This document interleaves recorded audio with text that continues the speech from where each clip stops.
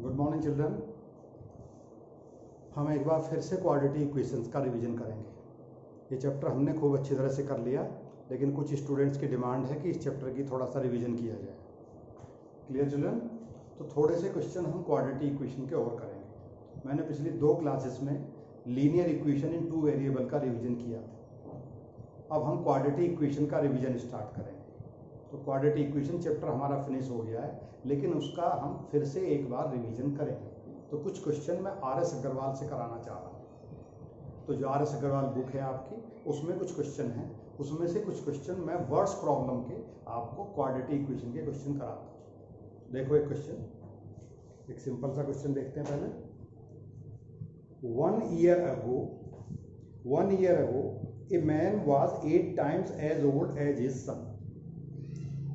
Now his age is equal to the square of his son's age. Find their present age. क्या समझे बच्चों? 1 साल पहले किसी आदमी की एज अपने बेटे की उम्र से, अपने बेटे की एज से 8 गुना थी। 1 साल पहले किसी आदमी की एज, जैसे फॉर एग्जाम्पल मुझे ले लीजिए, 1 साल पहले मेरी एज मेरे बेटे की एज से 8 गुना थी। मान लो 8 साल का था, तो 1 साल पहले मेरी एज 64 ईयर्स थी। Okay children? Now once again, तो 1 साल पहले फादर की एज बेटे की एज का 8 गुना थी। और प्रेजेंट एज क्या है? प्रेजेंट एज है फादर की एज अपने बेटे की एज का स्क्वायर। तो हम प्रेजेंट एज लिखेंगे। सबसे पहले ऐसे क्वेश्चंस में हमें प्रेजेंट एज लिखनी होती है। तो question number 34 R S. Agarwal, quadratic equation.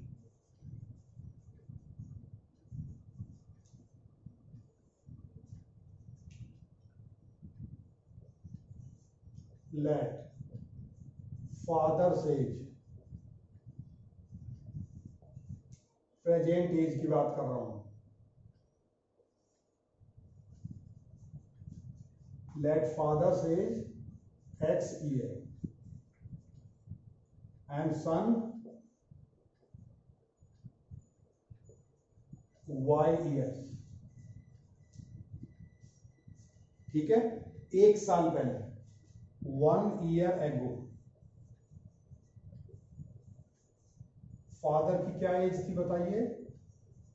Father x -1 और सन y -1। क्या रिलेशन बताया उसने? 1 साल पहले फादर अपने बेटे से 8 गुना बड़ा था, 8 टाइम्स ओल्डर। ठीक है? तो ये सन की एज है, ये फादर की एज है। एक साल पहले की एज है दोनों की। So what was the relation that time according to question? According to question, x -1 was equal to 8 times of y -1। ये हो गई हमारी फर्स्ट इक्वेशन। फादर की एज अपने बेटे की एज का 8 गुना थी। नाउ राइट नाउ, अब क्या सिचुएशन है? Present age also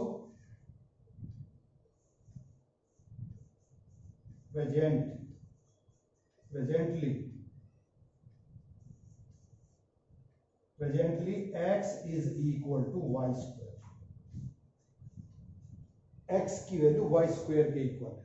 present age दोनों की x और y है, तो x is equal to father की एज अपने बेटे की एज का स्क्वायर के इक्वल है।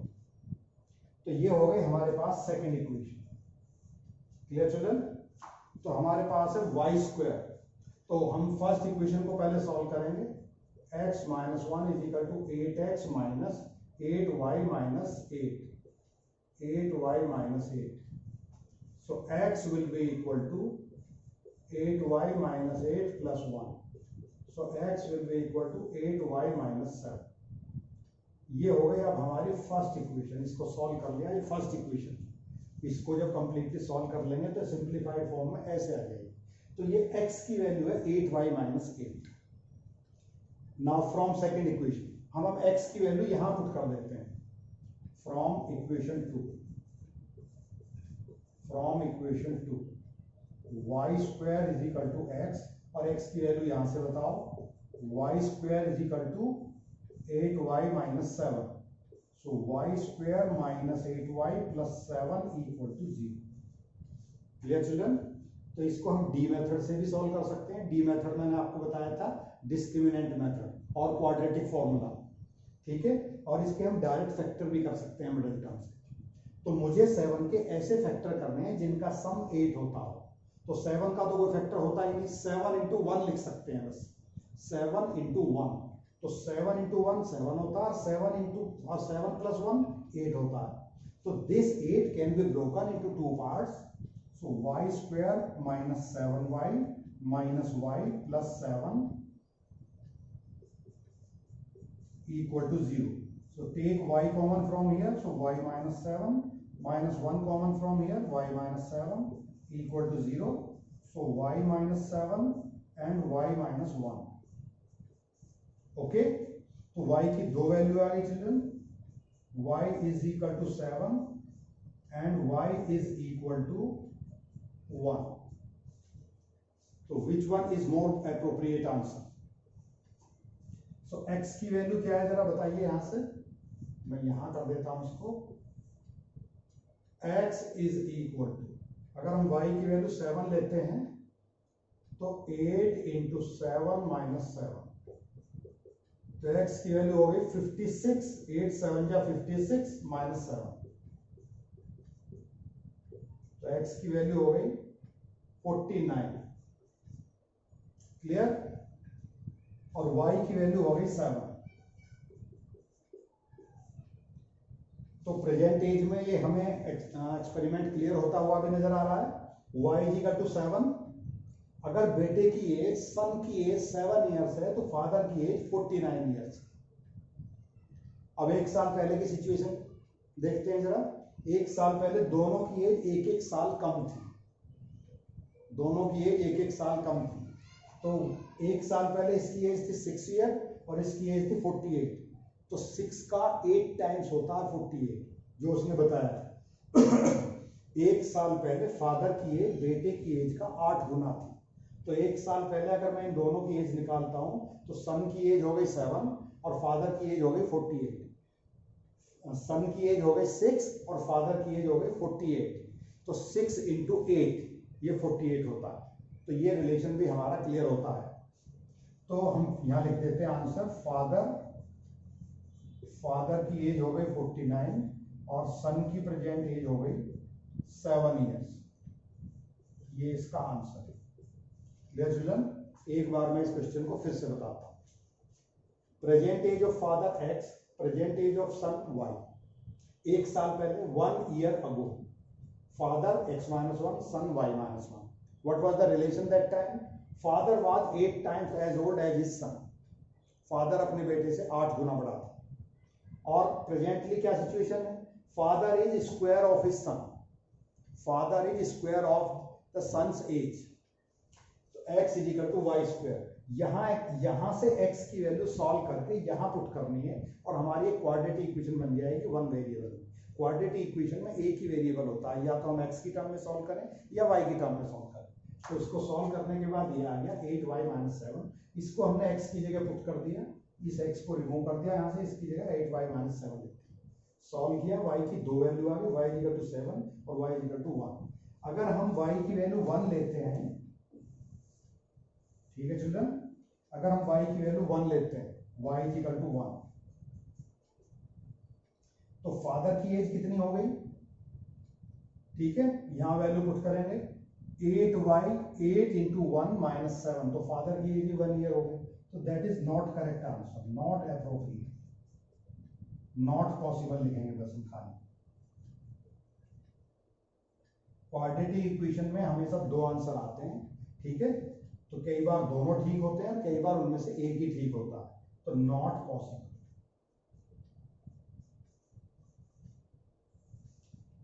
Clear children? So y is equal to 7 is the correct answer. That is the age of his son. Okay. So this was the question of father and son. Now I am taking one more question.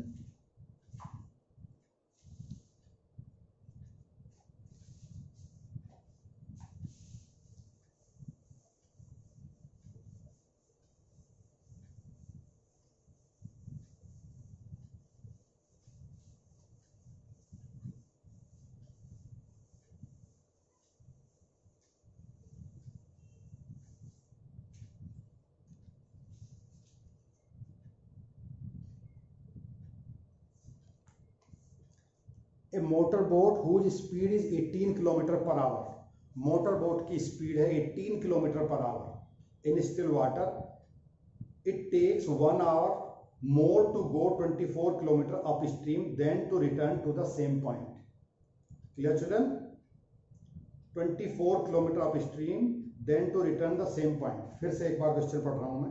A motor boat whose speed is 18 kilometer per hour in still water takes 1 hour more to go 24 kilometer upstream than to return the same point. जब वो up stream की तरफ जाती है तो उसे 1 घंटा extra time लगता है. ठीक है, मान लो जाने में उसे 6 घंटे टाइम लगे 24 किलोमीटर अप स्ट्रीम में जाने में, तो डाउन स्ट्रीम में उसे कितने बताया मैंने, फिर से एक बार पढ़ रहा हूँ question. A motor boat whose speed is 18 kilometre per hour in still water, it takes 1 hour more to go 24 kilometre upstream. 24 kilometre तक जाने में उसे जितना टाइम लगा, मान लो उसे जाने में 6 घंटे लगे, तो वापस आने में उसे 5 घंटे लगते हैं, 1 घंटा कम टाइम लगता है. या इसका उल्टा बता दें, डाउन स्ट्रीम में 1 घंटा कम लगता है और अप स्ट्रीम में 1 घंटा ज़्यादा लगता है. आगे बात समझ में? तो एक बार मैं फिर से क्वेश्चन पढ़ रहा हूँ और लिख रहा हूँ. लेट नहीं, speed of the boat is given. Question number 30.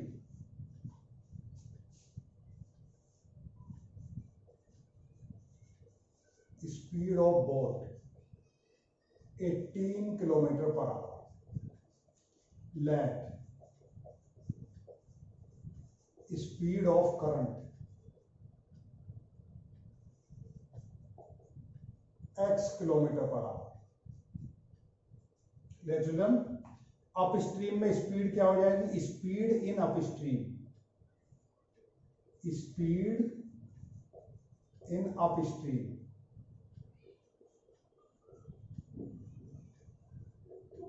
18 minus x. Up stream में स्पीड घट जाती है तो बोट की स्पीड माइनस करंट की स्पीड, और डाउन स्ट्रीम में speed in down stream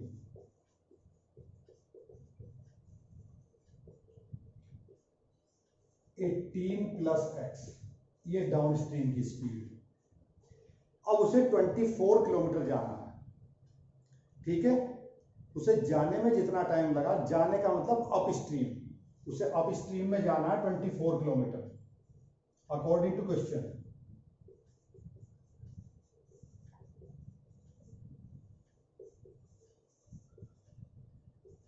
(24 upon 18 minus x). ठीक है, ये उसे अप स्ट्रीम में जाने का टाइम लगा. आने का कितना टाइम लगा? 24 अपॉन 18 प्लस एक्स, ये आने का टाइम लगा. ये टाइम कम होता है, ये टाइम ज्यादा होता है. डिस्टेंस अपॉन स्पीड टाइम, यहां भी डिस्टेंस अपॉन स्पीड टाइम. ये अप स्ट्रीम का है, लिख देता हूं मैं अप स्ट्रीम, ये डाउन स्ट्रीम. ठीक है, इन दोनों का डिफरेंस 1 घंटा है, 1 आवर बताया. जाने में जितना टाइम लगा, आने में 1 घंटा कम टाइम लगा, यानी कि दोनों टाइम का डिफरेंस 1 घंटा है, 1 आवर. ये बात समझ में आ गई आप लोगों की? अप स्ट्रीम में 24 किलोमीटर तक उसे जाना था इतनी स्पीड से, तो ये टाइम आ गया. डाउन स्ट्रीम में 24 किलोमीटर वापस आना था और इतना टाइम लगा. डिस्टेंस अपॉन स्पीड, दोनों का डिफरेंस 1 आवर. क्लियर? तो take LCM and solve the question. तो 24 यहां हम एलसीएम ले लेते हैं इसका. 18 minus x and into 18 plus x. 24 already we have taken common, so 18 plus x. पहले मैं ऊपर एक बार लिख के दिखा दूं आपको. 24 upon 1 upon 18 minus x and 1 upon 18 plus x. Clear children? LCM लेने के बाद ये आया 18 minus x into 18 plus x. 24 already outside है, तो यहां आ गया 18 plus x minus 18 minus x is equal to 1.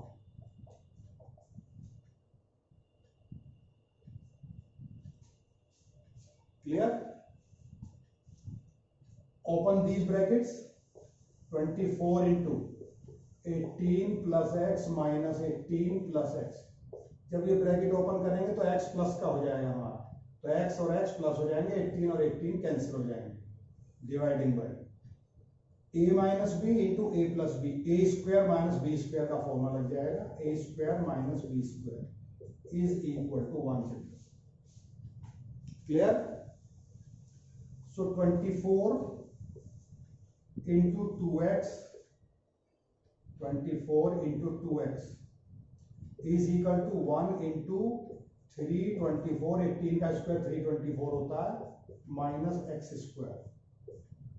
Okay, इन दोनों टर्म्स को इधर लेके आते हैं और इस 24 का है मल्टीप्लाई करते हैं, तो एक्स स्क्वायर 24 टू जा 48x plus 48x minus 324 equal to 0। Clear children? तो ये हमारी एक इक्वेशन बन गई। अब मुझे ऐसे दो फैक्टर करने हैं जिनका डिफरेंस 48 होता हो। ओके, तो 324 के ऐसे फैक्टर जिनका डिफरेंस 48 होता हो। तो 324 के फैक्टर करते हैं पहले। 324 को 2 से डिवाइड, स्टार्ट हम 2 से करते हैं। 2 16 जा 32 एंड 2 2 जा 4, 2 81 जा 3 27 जा 3 9 जा एंड 3 3 जा। Clear children? तो हमारे पास 324 के फैक्टर हो गए, तो 324 can be return 2 into 2 into 4 bar 3, 3 into 3 into 3 into 3। ठीक है, तो इसमें से मुझे दो फैक्टर ऐसे चूज करने हैं जिनका डिफरेंस 48 होता हो। ओके, तो 3 2 जा 6, 3 3 जा 9, 3 3 जा 9, 3 जा 27, 27 2 जा 54। तो एक फैक्टर हो गया 54 और एक फैक्टर हो गया 6। 2 इंटू 3 इंटू 3 इंटू 3 ये हो गया 54 और 2 इंटू 3 ये हो गया 6। तो 54 और 6 का डिफरेंस 48 होता है। ठीक है, मुझे 324 के दो फैक्टर ऐसे निकालने थे जिनका डिफरेंस 48 होता हो। Clear? So 54 minus 6, so right here, so x square plus 54x minus 6x minus 324 equal to 0। तो x की x common, x plus 54, 6 common, x plus 54 equal to 0, x plus 54 और x minus 6। so x either equal to minus 54 और x will be equal to 6। तो x क्या है? Speed of the current, speed of water. तो speed of water, speed किसी भी चीज की माइनस में नहीं होती। करंट हो, चाहे बोट हो, चाहे कोई गाड़ी हो, चाहे वैन हो, कोई भी चीज, किसी भी चीज की स्पीड, किसी भी कार की, मोटरसाइकिल की, किसी भी आइटम की स्पीड माइनस नहीं होती। Speed never negative. तो speed is equal to 6 kilometre per hour. तो speed of the current, he was asking speed of the current, speed of current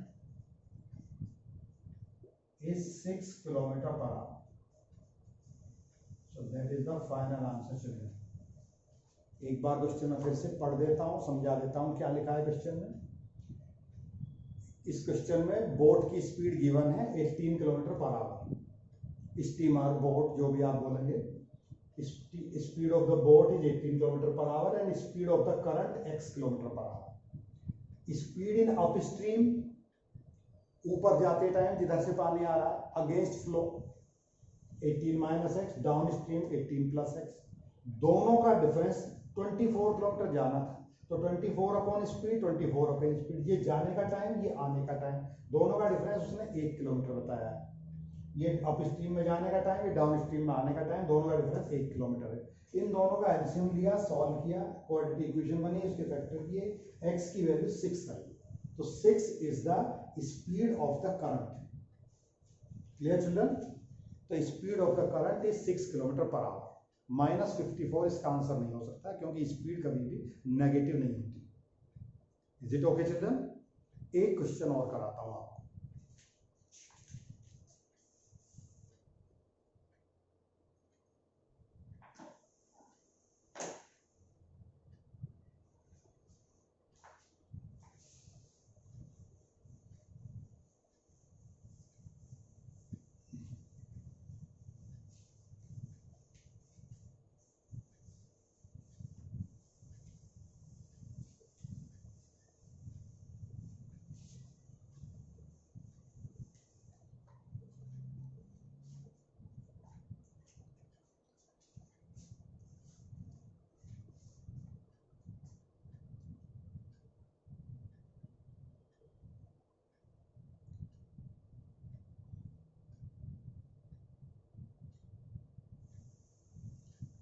The length of the hypotenuse of a right angle triangle exceeds the length of its base by 2 centimeter.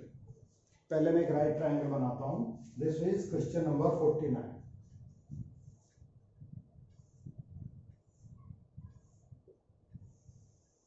This is hypotenuse, this is perpendicular, and this is base. Length of the hypotenuse of a right angle triangle exceeds the length of the base by 2 centimeter. Let base is x meter, or length of the hypotenuse will become x plus 2. उसने कहा hypotenuse की length base से 2 ज्यादा है, 2 centimeter more than, exceed the length of the base by 2 centimeter, and exceed twice the length of altitude by 1 centimeter.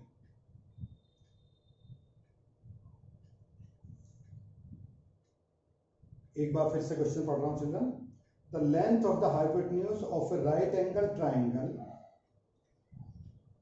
exceed the length of the base by 2 centimeter and exceed twice the length of altitude by 1 centimeter.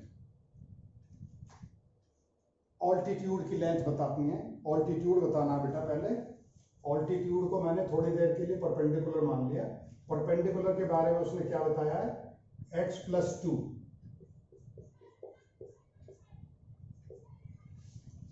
Hypotenuse is equal to, मैं पहले लिख के बताता हूं, hypotenuse is equal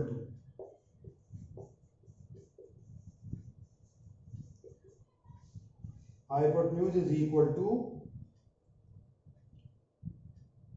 twice the length of altitude by 1 centimeter. Twice of length by 1 centimeter. Hypotenuse perpendicular, जो इसका altitude है उसे हम परपेंडिकुलर भी बोलते हैं। इसका हाइपोटेन्यूज का पहला रिलेशन क्या बताया है? बेस के साथ। ठीक है। पहले केस में क्या बताया है? Hypotenuse is equal to x plus 2 and base को हमने x मान लिया। सबसे पहले इसको लेट किया, let base is equal to x plus 2। Let base is equal to x, hypotenuse will be x plus 2। ये बात यही खत्म हो गई। क्लियर? अब दूसरा रिलेशन बताया है, hypotenuse is equal to twice of altitude plus 1।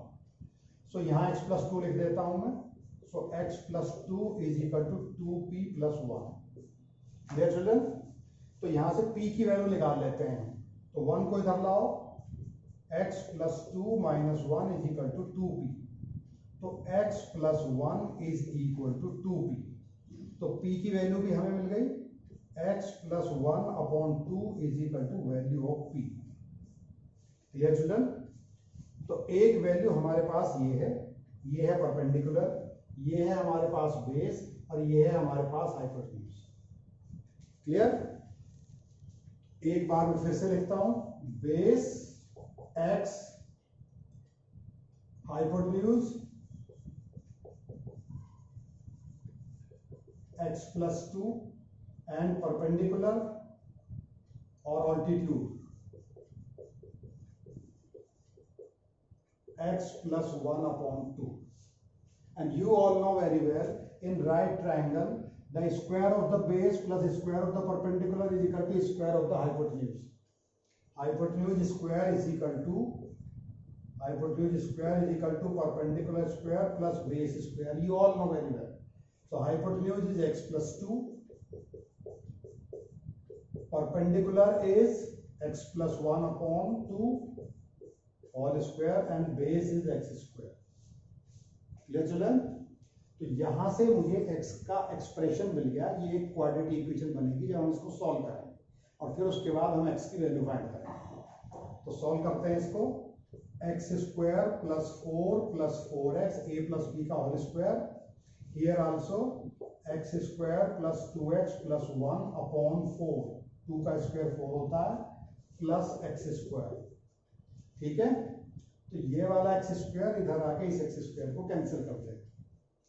Okay, so 4 plus 4x is equal to x square plus 2x plus 1 by 4.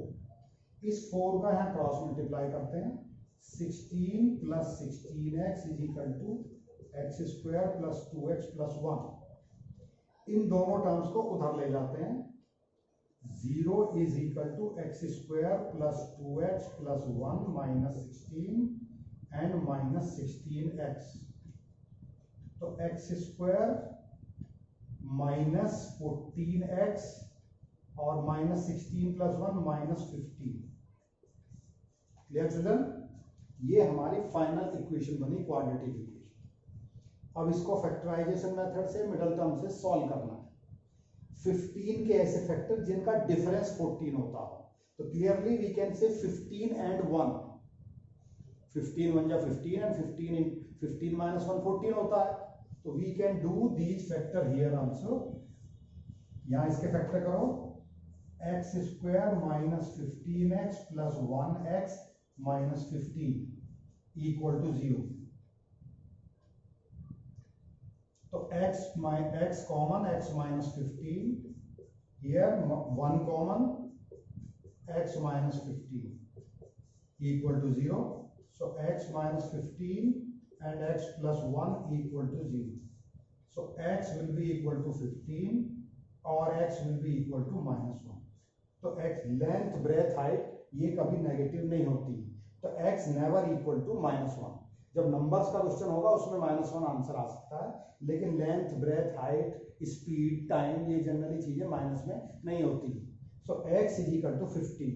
So what was x? Finally what was x? तो base was equal to 15. Okay, hypotenuse will become 15 plus 2 17 and altitude will become 15 plus 1 upon 2. तो 16 हो गया, 16 upon 2 ये हो गया 8 and 15 and 17. और हम cross check भी कर सकते हैं. 15 का स्क्वायर 225 होता है, 8 का स्क्वायर 64 होता है. तो 225 plus 64 is equal to 279. 289 children. तो 289 17 का स्क्वायर होता है. Clear children? 15 का स्क्वायर 225 और 8 का स्क्वायर 64. तो 225 प्लस 64 289. 289 17 का स्क्वायर होता है. तो this square plus this square is equal to this square. तो इससे हम कंफर्म भी कर सकते हैं. अब क्वेश्चन को मैं एक बार, क्वेश्चन थोड़ा लंबा था, इसको एक बार में फिर से बताना चाह रहा हूँ. Clear children? तो ये हमारे पास राइट ट्रायंगल था. इसमें रिलेशन क्या गिवन था? बेस को हमने x मान लिया, तो हाइपोटेन्यूज का उसने बताया 2 सेंटीमीटर या 2 मीटर ज्यादा है. अगर बेस पता है तो हाइपोटेन्यूज उसने बताया 2 सेंटीमीटर उससे ज्यादा है. और हाइपोटेन्यूज और परपेंडिकुलर के बीच में भी रिलेशन बताया है. Hypotenuse is equal to twice of altitude plus 1. ठीक है, तो हाइपोटेन्यूज की जगह हमने x प्लस 2 लिखा. यहां से परपेंडिकुलर की वैल्यू फाइंड कर ली हमने सॉल्व करके. तो p is equal to x plus 1 upon 2. So after finding all 3 sides we know that in a right triangle the square of the hypotenuse is equal to sum of the square of other 2 sides और square of the perpendicular plus square of the base. तो ये formula हमने लगाया और इन तीनों की value हमने यहाँ पुट करी. x plus 2 and x plus 1 by 2. इनकी वैल्यू पुट करने के बाद कुछ टर्म कैंसिल हो गई. सॉल्व करते करते ये फाइनल इक्वेशन आ गई हमारे पास, ये क्वाड्रेटिक इक्वेशन. इसको हमने सॉल्व किया. सॉल्व करने के बाद x की वैल्यू 15 आ गई और एक x की वैल्यू -1 आ गई. तो x की वैल्यू -1 नहीं लेंगे. Length breadth height never negative. Clear children? फिर इसकी वैल्यू पुट कर दी, तो base we got 15, hypotenuse 15 plus 2 17, altitude 15 plus 1/2 8. Clear children? So these were some questions of quadratic equation. We are doing revision exercise. So next time we will do some more question of quadratic equation, and then we will start exercise on chapter 5, arithmetic progression. Clear children? Thank you. God bless you. Have a nice day.